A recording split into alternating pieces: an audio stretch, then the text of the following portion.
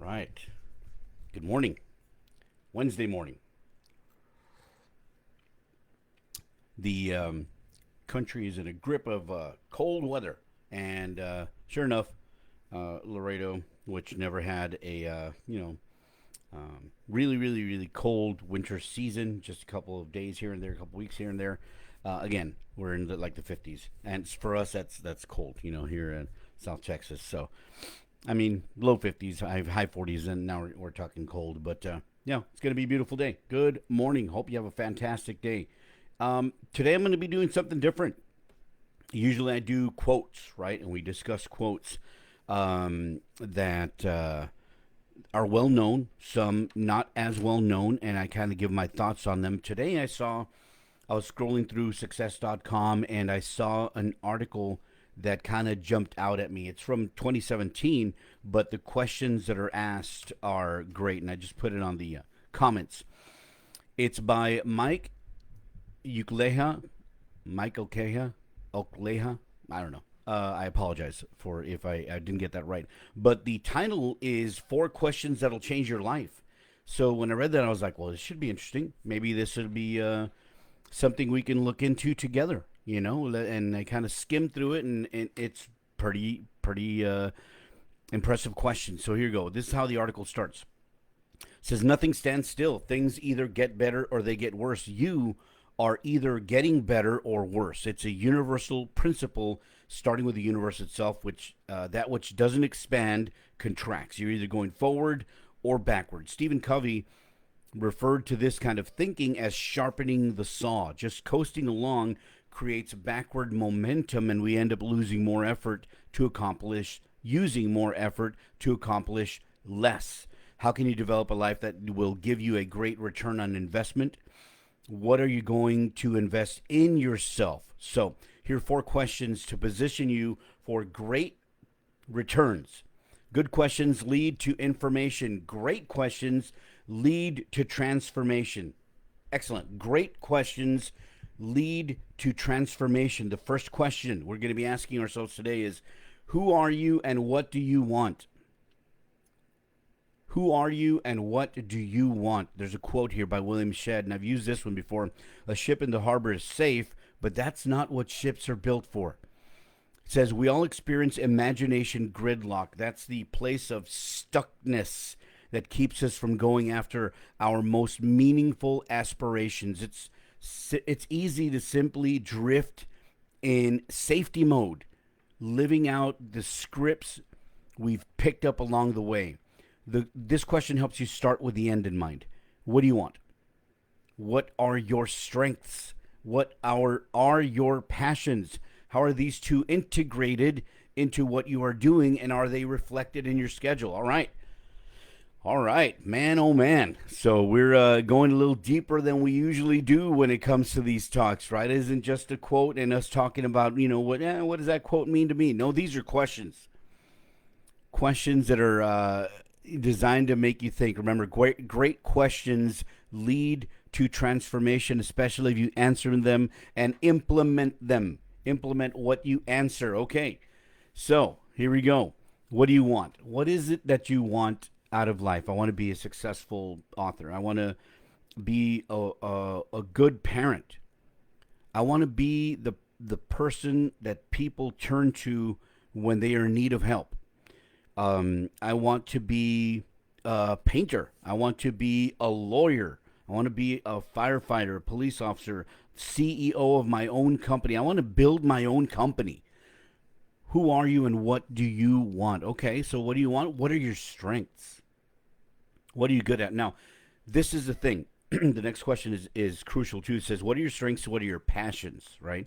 What excites you? What lights that fire under you and gives you passion? I love to do this. This is just something that calls to me. And then go back to the question prior to that. What are your strengths? Each of us, I think, have a unique set of strengths that we use. Some people are phenomenal organizers. Some people are can rally people and get things going and moving in the right direction. Other people have no problem speaking at length and getting it communication, getting their message communicated.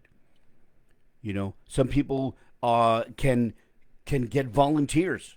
Some people can find sponsors. Some people can put a business plan together or a plan together. What are your strengths? And if you are weak at something that is beneficial or crucial to what you want, that's what you need to focus on. You need to focus on strengthening that by self development, right? So it says, what are your strengths? What are your passions? How are these two integrated into what you are doing? Are your passions, are your strengths integrated into what you are doing, and are they reflected in your schedule? If you are working for somebody else, or if you are in a job at the moment because you may not be able to do what you want to do for yourself, you may not be able to expand the passion that you have or the vision that you have. You're in a point in your life where you depend on somebody else's employ to get things done. Okay, what about the time that you're not doing that? Are you utilizing your strengths and your passions to get to or towards or move closer to what you want? Are they reflected in your schedule? Those are the questions you need to ask. Who are you and what do you want? What do you want? What are your strengths? What are your passions? How are these two integrated into what you are doing? And are they reflected in your schedule? Excellent, excellent. That was just question number one. It's like a question with subsets, right? All right, number two, where are you? And why are you there? The quote says from Plato, it says, we can forgive a child for being afraid of the dark. The real tragedy is when grown adults are afraid of the light.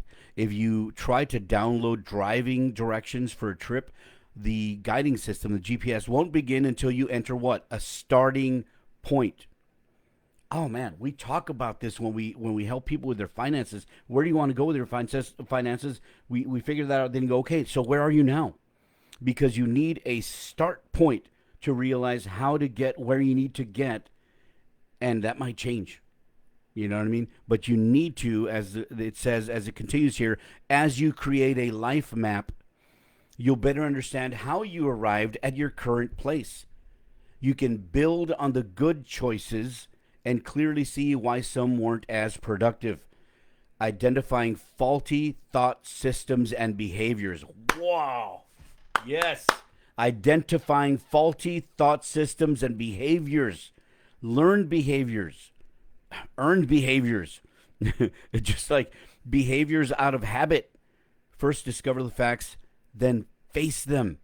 We can't manage what we don't know. Where are you in relation to where you would like to be? The creative tension between your vision, where you want to go, what you want to be, what do you want to accomplish, your vision and your current reality. The creative tension between your vision and your current reality will start to pull you in the right direction. When you know where you are, you discover it's a lot easier to get where you want to go. Man, I love this. Love it, love it, love it. All right. Go back to the beginning of this. Where are you and why are you there? As you create a life map, you'll better understand why you arrived at your current place. Why am I here? Why do I have this job? Why do I have this even less of employment circumstance or economic circumstance? Why am I here? Why am I at the current place in my thought process? Why? Why am I here? How did I arrive at the person that I am now, making the decisions that I make now, choosing the choices I choose now? How did I arrive here? Identifying faulty thought systems and behaviors. First, discover the facts. Why? Then you face them. We can't manage what we don't know. Then you change them. If your thought process is bad, and it is what it is, if your thought process is not as strong or as focused or focused in the direction you need it to be focused, you have found that fact. Now you can change it. Then it says, because the first question is where are you and why are you there? Where are you in relation to where you would like to be? Okay. Um, if we're talking economically, right? It's like, well, I want to be making six figures. I want to be making over $100,000 because that seems to be for me in my current situation that should be sufficient to what I want to accomplish. I want a specific house. I want a specific car. I want to be able to save money for the future. I want to be able to pay for my children's college. I want to pay for my college, whatever. Where are you in relation to where you would like to be? So you discover where you are. You face those facts. You start changing the behavior and start changing the thought systems that got you to where not where you need to be, but where you are, right? The creative tension between your vision that you now know where you want to be and visualize it and picture it as if it already exists. You already see yourself in that house. You see yourself earning what you want to earn. You see yourself driving that vehicle. You see yourself respected by your peers. You see yourself with a loving family, and you see yourself as a provider with no stress, no tension. You see yourself there. The creative tension between your vision and your current reality will start to pull you in the right direction. When you know where you are, you discover it's a lot easier to get where you want to go. Find out where you are.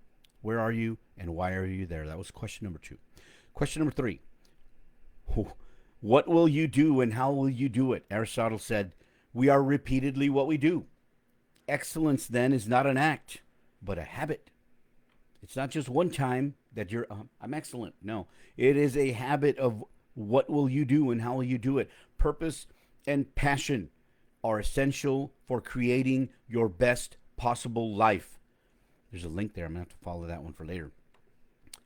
Purpose and passion are essential for creating your best possible life. I think that's going to be the big thought for the day. Yet purpose and passion without a plan are fantasy. When our dreams collide with reality, reality wins. A dream becomes more than an illusion when goals are set and supporting habits are formed. A dream becomes more than an illusion when goals are set and supporting habits are formed. There's a chasm between knowing where you are and where you want to be. Your plan is the bridge that links where you are and where you want to be. What would you like to do that you aren't doing now? What's hindering your progress? What is that? What's keeping you from what you would like to do that you aren't doing now? What steps today will help you get to where you want to be tomorrow? Are your daily actions adding up? We have constant accountability calls where I'm involved, right? Where in what I do for a living, we have constant accountability calls, and it's like, what did you do today? How did you do it? How's that getting closer to where you want to get? What do you need to do if you didn't get closer to where you want to get? If you didn't accomplish what you wanted to accomplish yesterday, what are you going to do today? What are you going to do tomorrow? So, what would you like to do that you aren't doing now? Ask yourself that. And remember, I linked the link for this article on success.com in the comments. So I want you to go check out this article and ask yourself these questions and write them down and write down some answers. Let your thoughts flow through your pencil, through your pen, into your keyboard, whatever you decide, however you decide to answer these questions. Let your thoughts flow. Just don't hinder them. Let them go through and see. That way the truth will start coming out. Usually the way we answer is what we want to hear. No, because this. Well, because that. No, ask yourself really. What would you like to do that you aren't doing right now? Then the next question is, what is hindering your progress? I'm lazy. I'm distracted.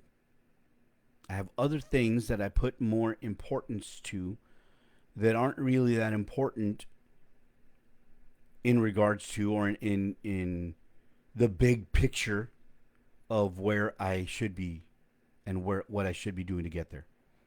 What is hindering your progress? What steps today will help you get to where you want to be tomorrow? Okay, if you figure out what you would like to do that you aren't doing right now, that's what you want to do tomorrow, and you're figuring out what's hindering your progress, then what steps today will help you get to where you want to be tomorrow? If tomorrow you want to be closer because you have a goal set, you have to have quantifiable results, or at least quantifiable actions, right? Are your daily actions adding up? If you need, let's say, you need to recruit 10 people. Okay, to recruit 10 people, you need to reach out to whatever, 100 people. Okay, so you know where you need to go. What's hindering your progress? Well, I don't have a list of 100 people. Okay, what steps today will help you get to where you want to be tomorrow? Call more people. Are your daily actions adding up to the number that you need to get to? What will you do and how will you do it? That is question number 3. Excellent. Remember, the link to the article is in the comments. Number 4, final question for this article. It says, who are your allies and how can they help? King Solomon from Ecclesiastes 4, 9 and 10. Chapter 4, verses 9 and 10. 2 are better than 1 because they have a good return for their work. If one falls down, his friend can help him up. But pity the one who falls down and has no one to help him up. King Solomon. Now, success is falling and getting up again. You can do that. If you so choose, that nothing is going to keep you from succeeding. You're going to have to get up regardless if there's anybody there to help you up, because you've decided. This one says, who are your allies and how can they help? Our journey sometimes appear to be a solitary one, but that's not the case. We can leverage the strengths, insights, and wisdom of those around us. Our tendency is to beat ourselves up for struggling or not having all the answers. Our natural reaction during tough times is to pull back and isolate ourselves. That's true. But that's when we need our mutual supporters the most. If you were struggling in the ocean and in danger of drowning, would you call out to a lifeguard for help or start berating yourself for all the swimming classes you didn't take? It's not only nice, but also essential to have mutual supporters who are insightful, useful, and helpful. Greatness begins with a profound understanding of yourself. It's referred to as positive self-regard. Self-understanding allows you to manage your strengths and not get sidetracked by your weaknesses. Are you weak? Do you have weaknesses? Yes. Do I have weaknesses? Yes. We're human. Self-understanding allows you to manage your strengths and not get sidetracked by your weaknesses. These 4 questions never grow old. They just grow deeper. They keep you on track for the best of your life. They help turn information into transformation. How are you investing in yourself? What are you doing today that will bring you great returns tomorrow? Remember, we need mutual supporters. It says, who are your allies and how can they help? Do you know somebody who is better at something than you are? Are they a better speaker? Are they a better organizer? Are they a better recruiter? Are they a better cook? Are they a better writer? Are they a better artist? Are they a better lawyer? Are they a better at exercise? Are they a better athlete? Okay, let's go back to these 4 questions and put them all together. Number 1, who are you and what do you want? Where are you and why are you there? What will you do and how will you do it? And who are your allies and how can they help? They all go together to form this perfect picture of how you can change your life and start pushing it, and directing it in the direction you want it to go. Crazy, simple 4 questions. Who are you? What do you want? Simple. Not easy, simple. Number 2, where are you and why are you there? Yeesh, that's a good one. Then the part of that one was like, where are you in relation to where you want to be? Number 3, what will you do and how will you do it? It's like, okay, why am I here? And what do I need to do? And how am I going to do it? Right? And then number 4, who are your allies and how can they help? You don't have to do this alone. You don't have to do this alone. Remember, even when you're facing tough times in your life, there's people there that can help. So these 4 questions to change your life are only going to change your life if you ask them of yourself, if you answer them and then put it aside, go back, reread them, and add to your answer. Because we're probably not going to come out with the entirety of our answer in the first try, the first answer. Not if we don't let it kind of soak in, let the question soak in and really, really answer correctly and answer honestly. It's difficult. It's difficult to answer honestly some of these types of questions because it's uncomfortable. And we've been coddled almost to the point where being uncomfortable is not a place we want to be. We want to be where it's comfy. We want to be where we feel safe and and no rocking of the boat and not if it's hindering your growth or smothering your passion and locking down and underusing your strengths. That's not where you want. You want to ask the questions, you want to answer the questions, and then implement the action of that's basically discovered by those answers. Ask the question of yourself, answer them, and then with those answers create the actions necessary to get you where you need to go, to make you into the person you want to become. How many of us are, and I have this quote here, how many of us, to paraphrase, are just the 80% version of ourselves, the 70% version of ourselves, the 50% version of ourselves? When we just know deep down, somewhere in there, somewhere in our heart, somewhere when we look deep into that core of strength that we're built around, it's like, I should be more. There's more for me. This can't be it. This is not a new question for our generation. This is not a new question for your generation. This question has been asked by every single generation. There has to be more. Books have been written, movies have been filmed, songs have been sung. There has to be more. There is.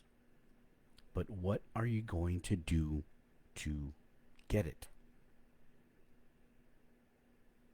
What are you going to do to get there?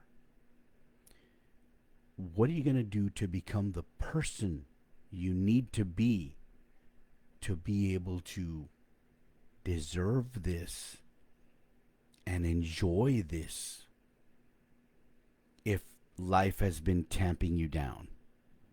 If life has been, it's like when they grow watermelons in like boxes or fruit in boxes that gives them a shape.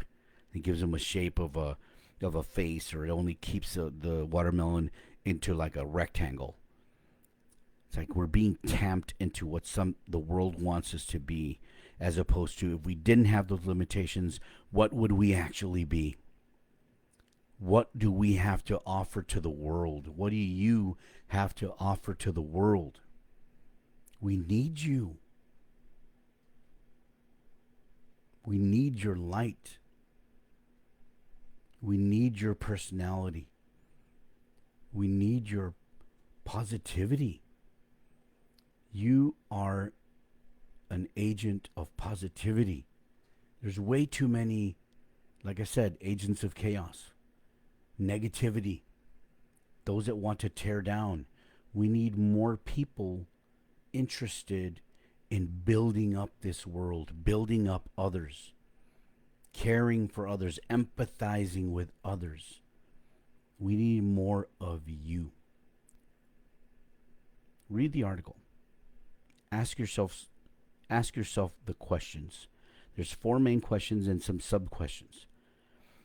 Answer the questions. And I honestly recommend that you write down your answers, because a lot of times you'll think it and then it's gone. But write it down and go back and read it and go, whoa. You know, when we hear from our subconscious as we write things down. When you read your answers to these questions, then formulate what actions you need to take to make you into the person you deserve to be. There's more for you. There is more for you. And we need you to get it and implement it and use it and change the world for the better. Okay? So again, the link to the article is in the comments. I thank you for your time. Whether you watch this live or on a replay, please share the video. Let's get this information out to as many people as possible. I'm also going to put the link to my YouTube page. I have all these videos up there. And let's get this information to as many people as possible and change the world for the better. We can do it. You and I. And we can bring others along with us. Knowledge is power. Imagination is king. And intelligence your weapon. Read a good book today. Enrich your mind. I should be back on Friday at 8 a.m. Have yourself a wonderful Wednesday and Thursday. And until the next time, we'll be talking.